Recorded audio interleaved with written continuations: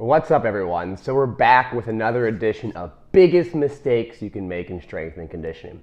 Today, the biggest mistake we're talking about is chasing after exercises and not actually understanding the why.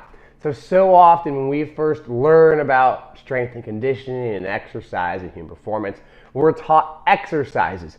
And for some reason, we get so dead set on the exercises themselves, we don't actually understand the why behind them. So let me break that down. Often, people say we have to bench, we have to squat, we have to deadlift. That's kind of one party. Another party might be like, we have to do the Olympic lifts if you want to become explosive and powerful. Now, what we also see, though, when we dive into anecdotal evidence and actual research evidence, is that you can get powerful and explosive doing things like trap bar jumps, kettlebell jumps, med ball throws, weighted vest jumps, back squats, hang cleans, snatches, push and jerk.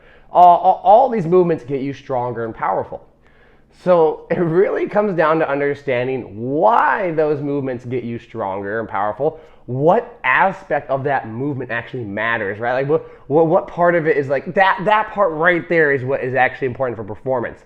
It's not actually the hang clean that matters, and maybe it's the explosive triple extension, because explosive triple extension exists in the hang clean, it exists in the weighted vest jump, it exists in the med ball throw, whatever it might be. The more you understand the why, the less you'll get caught up in exercises.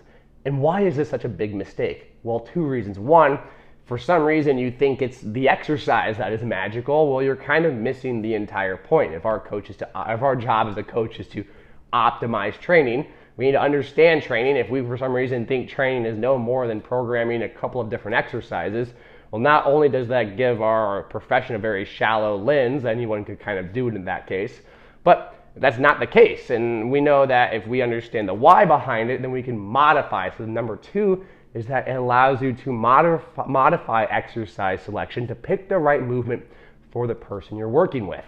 So while one person might get a lot of benefits out of hang cleans, another person might prefer to do trap bar jumps. And then you start to analyze the movement beyond just the benefits, but also some of the pros and cons, and more specifically the cons that come with it. Because maybe you might say, well, a hang clean is great, but it's very technical. And I have an athlete for a short period of time, and I don't want to spend time with the technique because, well, it's so technical, it would take a lot of time to develop the skill to even do it properly. I think I'd get more bang for my buck doing a trap bar jump. This way we can have it influence our training in a way that goes beyond just, oh, this exercise is the best exercise and this one's the worst exercise, because we know obviously that's not the case. And we can understand the why, the triple extension, the power, and the ability to move heavy weights kind of fast is important. And then we can say, well, within the constraints I'm dealing with as a coach, I can then pick the right movements. So don't get caught up in exercises. Get caught up in understanding why exercises work.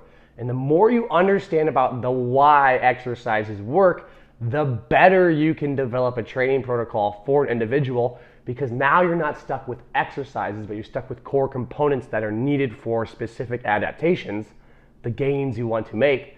And then from that seed, you can grow your tree of programming to select the right movements to optimize for them.